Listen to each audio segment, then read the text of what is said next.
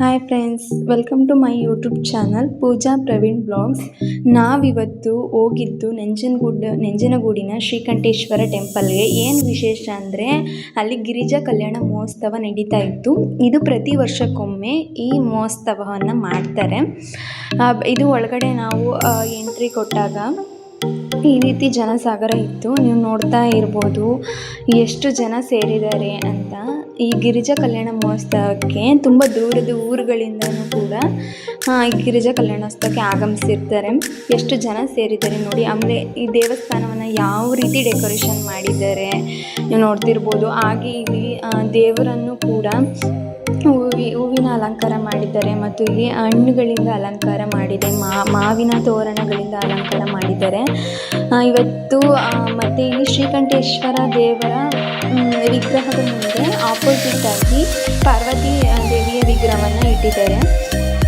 ನಾವು ಹೊರಟಾಗ ಅಲ್ಲಿ ಹೋದಾಗ ಅಲ್ಲಿ ಯಾವುದೇ ರೀತಿ ಇನ್ನೂ ಪೂಜೆಗಳೇನು ಸ್ಟಾರ್ಟ್ ಮಾಡಿರಲಿಲ್ಲ. ನಾವು ಹೋದಾದ್ಮೇಲೆ ಅಲ್ಲಿ ಗಣಪತಿ ಪೂಜೆಯನ್ನು ಸ್ಟಾರ್ಟ್ ಮಾಡಿದ್ರು.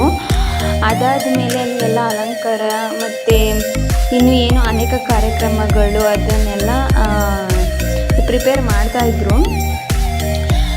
ಮತ್ತು ಅಲ್ಲಿ ನಾವು ಹೋದಾಗ ಗಣಪತಿ ಪೂಜೆಯನ್ನು ಮೊದಲನೇದಾಗಿ ಸ್ಟಾರ್ಟ್ ಮಾಡಿದ್ರು. ನಾವು ಗಣಪತಿ ಪೂಜೆಯನ್ನು ನೋಡಿದ್ವಿ. ನೋಡಾದ್ಮೇಲೆ ಅಲ್ಲಿ ಸುಮಾರು ಹೊತ್ತು ಅಲ್ಲೇ ನಿಂತ್ಕೊಂಡು ಎಲ್ಲ ರೀತಿ ಯಾವ ರೀತಿ ಪೂಜೆಯನ್ನು ಮಾಡ್ತಾರೆ ಏನು ಅಂತಂದ್ಬಿಟ್ಟು ನಾವು ನೋಡ್ತಾ ಇದ್ವಿ. ಮತ್ತು ಈ ಗಿರಿಜಾ ಕಲ್ಯಾಣ ಮಹೋತ್ಸವವನ್ನು ಪ್ರತಿ ವರ್ಷಕ್ಕೊಮ್ಮೆ ನಡೆಸ್ತಾರೆ. ಅಲ್ಲಿ ನಾಡಿನ ಬೆಳೆ ಮಳೆ ಎಲ್ಲ ಚೆನ್ನಾಗಾಗಲಿ, ಎಲ್ಲ ಸುಖಕರವಾಗಿರಲಿ, ಎಲ್ಲರಿಗೂ ಒಳ್ಳೆಯದಾಗಲಿ ಅಂತಂದ್ಬಿಟ್ಟು ಪ್ರತಿ ವರ್ಷಕ್ಕೊಮ್ಮೆ ಈಗ ಗಿರಿಜಾ ಕಲ್ಯಾಣ ಮಹೋತ್ಸವವನ್ನು ಮಾಡ್ತಾರೆ. ಮತ್ತು ಇದು ಆಷಾಢ ಟೈಮಲ್ಲೇ ಇದನ್ನು ಮಾಡ್ತಾರೆ. ಬಟ್ ನಾವು ಹೋಗಿರಲಿಲ್ಲ, ಇದೇ ಫಸ್ಟ್ ಟೈಮು ಹೋಗಿದ್ದು. ಬಹಳ ಚೆನ್ನಾಗಿತ್ತು. ಏನೋ ನೋಡಬೇಕು ಅನ್ನೋ ಕ್ಯೂರಿಯಾಸಿಟಿ ಇತ್ತು.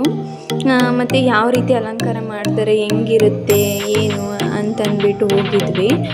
ಆವಾಗ ನಾವು ಇನ್ನೂ ಸ್ಟಾರ್ಟ್ ಆಗಿರಲಿಲ್ಲ. ನಾವು ನೋಡಿದ್ವಿ. ಅದಾದಮೇಲೆ ಗಣಪತಿ ಪೂಜೆನ ಸ್ಟಾರ್ಟ್ ಮಾಡಿಕೊಂಡು ಅವರು ಗಣಪತಿ ಪೂಜೆಯನ್ನು ಮಾಡ್ತಿರ್ತಾರೆ. ಮತ್ತು ಇಲ್ಲಿ ಇನ್ನೂ ಅನೇಕ ಕಾರ್ಯಕ್ರಮಗಳನ್ನು ಕೂಡ ಅವರು ಮಾಡ್ತಾ ಇರ್ತಾರೆ. ಇಲ್ಲಿ ಸಂಗೀತ ಕಾರ್ಯಕ್ರಮ ಇರ್ಬೋದು, ಮತ್ತು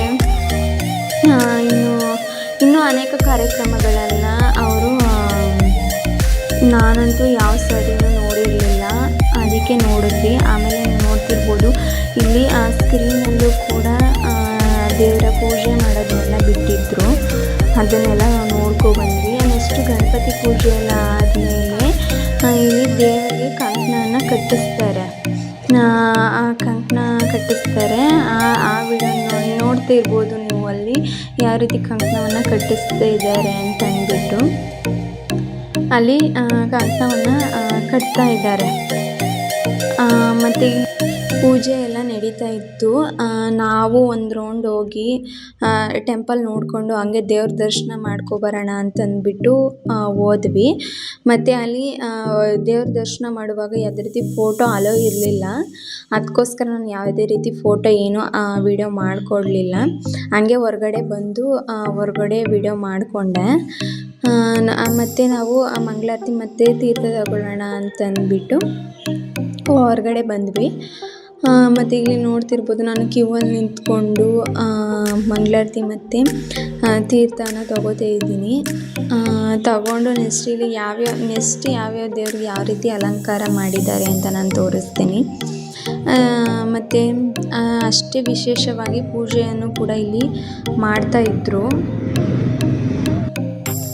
ಮತ್ತು ನಾವು ಇಲ್ಲಿ ಮಂಗಳಾರತಿಯನ್ನು ತಗೊಂಡು ನೆಕ್ಸ್ಟ್ ಬಂದು ಇಲ್ಲಿ ನಾವು ದಕ್ಷಿಣ ಮೂರ್ತಿ ಅನ್ನೋ ಒಂದು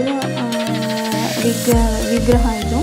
ಇಲ್ಲೂ ಕೂಡ ಕೈ ಮುಕ್ಕೊಂಡು ಇದು ದಕ್ಷಿಣ ಮೂರ್ತಿ ಸನ್ನಿಧಿ ಅಂತ ಈ ವಿಗ್ರಹ ಇದಕ್ಕೂ ನಾವು ಕೈ ಮುಕ್ಕೊಂಡು ನೆಕ್ಸ್ಟ್ ಬಂದಿದ್ದು ನಾವು ಗಣಪತಿಯನ್ನು ಬೆಣ್ಣೆ ಅಲಂಕಾರದಲ್ಲಿ ಮಾಡಿದ್ರು. ಅದನ್ನು ನೋಡಿಕೊಂಡು ಇದು ನೋಡ್ತಿರ್ಬೋದು ಇಲ್ಲಿ ಅಲ್ಲಿನ ವಿಗ್ರಹಗಳು, ಆ ದೇವಾಲಯದಲ್ಲಿರೋಂಥ ಒಳಗಡೆ ಇರುವಂತಹ ವಿಗ್ರಹಗಳು ಅಲ್ಲೇ ಕೂಡ ಮೆನ್ಷನ್ ಮಾಡಿದ್ದಾರೆ ನೋಡ್ಬೋದು. ಇದೇ ನೋಡಿ ಗಿರಿಜಾ ಕಲ್ಯಾಣ ಮೂರ್ತಿ ಅಂತ. ಈ ದೇವರಿಗೆ ಇಲ್ಲಿ ಗಿರಿಜಾ ಕಲ್ಯಾಣವನ್ನು ಮಾಡಿರ್ತಾರೆ. ಆಲ್ರೆಡಿ ನೋಡಿ ಯಾವ ರೀತಿ ದೇವರಿಗೆ ಅಲಂಕಾರ ಮಾಡಿದ್ದಾರೆ ಅಂತ ನೀವು ನೋಡ್ತಾ ಇರ್ಬೋದು. ಇದೇ ಕಲ್ಯಾಣ ಆಗಿರೋದು, ಗಿರಿಜಾ ಕಲ್ಯಾಣ ಮೂರ್ತಿ ಇದೆ. ನೋಡಿಕೊಂಡು ನೆಕ್ಸ್ಟು ಅದೇ ರೀತಿ ನಾವು ದೇವಸ್ಥಾನ ಎಲ್ಲನೂ ಕೂಡ ನೋಡಿಕೊಂಡು ದಾಸಭವನಕ್ಕೆ ಊಟಕ್ಕೆ ಅಂದ್ಬಿಟ್ಟು ಬಂದ್ವಿ. ಈ ಬ್ಲಾಗ್ ಇವತ್ತು ಇಷ್ಟ ಆಗಿರುತ್ತೆ. Thank you.